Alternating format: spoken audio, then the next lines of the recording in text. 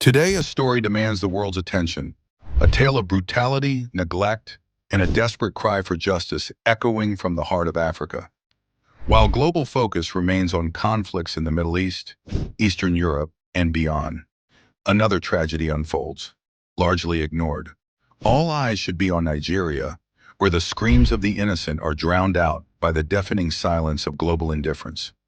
In the quiet village of Yelewata, nestled in Nigeria's central Benue state, a nightmare descended between June 13th and June 14th, 2025. Gunmen, believed to be herders, launched a savage attack, leaving a trail of devastation. Amnesty International reports that at least 100 people were killed, men, women, children, slaughtered in cold blood. However, local authorities reported a lower death toll of 45, creating uncertainty around the exact number. Families were locked inside their homes and burned alive, their cries for help unheard. Bodies were left charred beyond recognition, while hundreds more were injured, and dozens remain missing. This was not just an attack, it was a massacre. But this is not an isolated incident. Benue State has become a battleground, where land disputes and deep-rooted ethnic and religious tensions fuel relentless violence. Farmers, mostly Christian, accuse herders, predominantly Muslim, Fulani, of encroaching on their lands, destroying crops, and unleashing terror. The herders in turn claim historical grazing rights, backed by laws dating back to 1965. Yet these disputes have escalated into a cycle of bloodshed that the Nigerian government has failed to stop.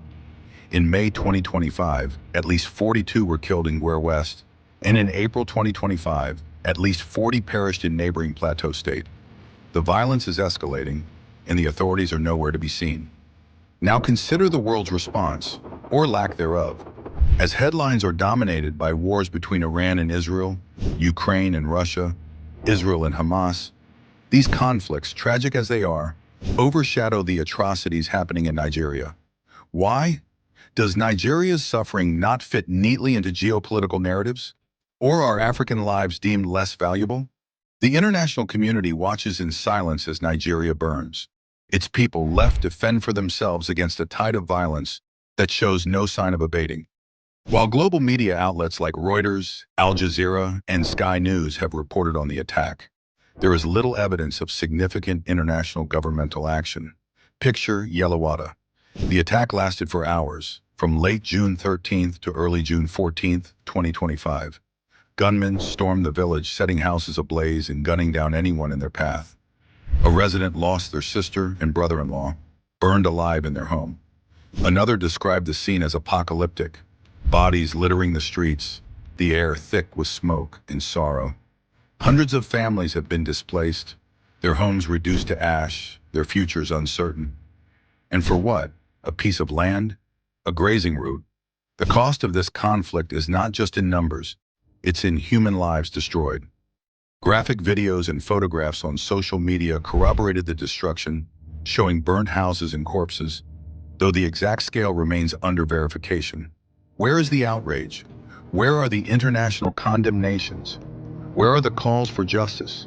If this had happened in another part of the world, would the response be the same?